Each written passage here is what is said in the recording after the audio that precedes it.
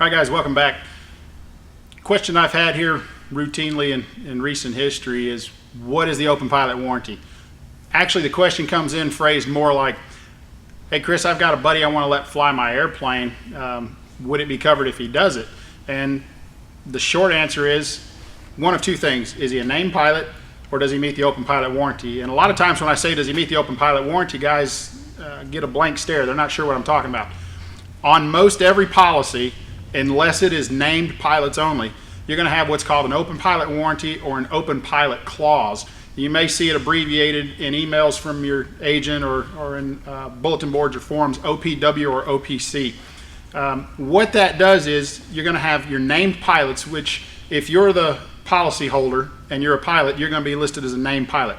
Named pilots are the guys that fly the airplane on a routine basis. But the policy, unless it's a named pilots only, will have an open pilot warranty or an open pilot clause.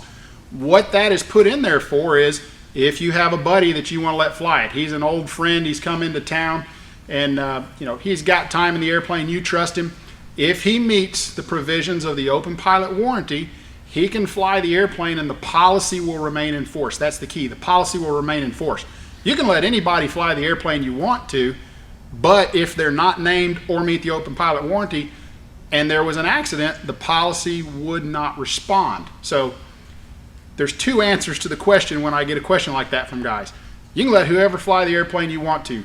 If you want it to be insured, then he's got to meet the open pilot warranty or we have to name him.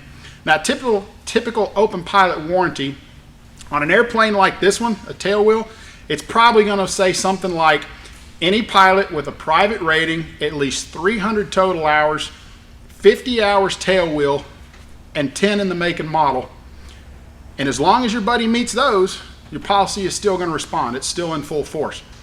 Something like, let's say a Bonanza or a 210 with retracts, they're going to substitute RG time, retract time, for the tailwheel time. And the more advanced the airplane gets, the higher the ratings it may require. It may call for any pilot with a private rating or better, holding an instrument rating, 1,000 hours total, 250 retract, and 50 make and model. It may even go on to say, and has successfully completed manufacturer's ground and flight school within the preceding 12 months of the flight involved. Again, it depends on how advanced these airplanes are, how advanced the airplane is that's being insured. Warbirds and some experimental airplanes are going to be listed on a named pilots only basis, which means if the person's name is not listed on the policy and you let them fly it, it's not going to respond. There is no open pilot warranty. Typically, most underwriting companies will allow up to 4 named pilots. Past that, they're going to remove the open pilot warranty, because then you start looking like a flying club. But again, it's for guys that aren't going to fly it on a routine basis. If you got somebody flying it on a routine basis once a month, so to speak, once every other month, or they're putting 25 to 50 hours a year on the airplane, and those are just some rough numbers thrown out there to give you an idea, they need to be named. But the open pilot warranty is there for flexibility for you. Again, if a pilot does not meet the open pilot warranty or is not named, does not mean that they can't fly it. It has nothing to do with legality. You're just not going to be covered.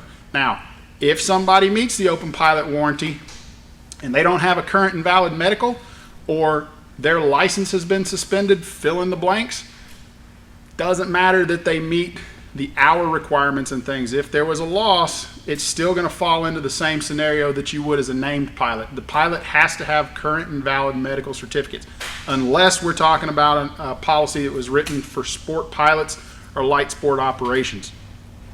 One other thing that you may see when we get into airplanes like a Malibu Meridian, some of our turboprops, a lot of those policies at the bottom are going to say, any pilots, whether named or meeting the open pilot warranty, must have completed ground and flight recurrent training within the preceding 12 months of the flight involved. That's very important. That doesn't mean within the 12 months of the policy, okay? That means within the preceding 12 months of the flight involved, and that one gets a little confusing sometimes as well. So be sure and read your policies, guys. As always, read the policies.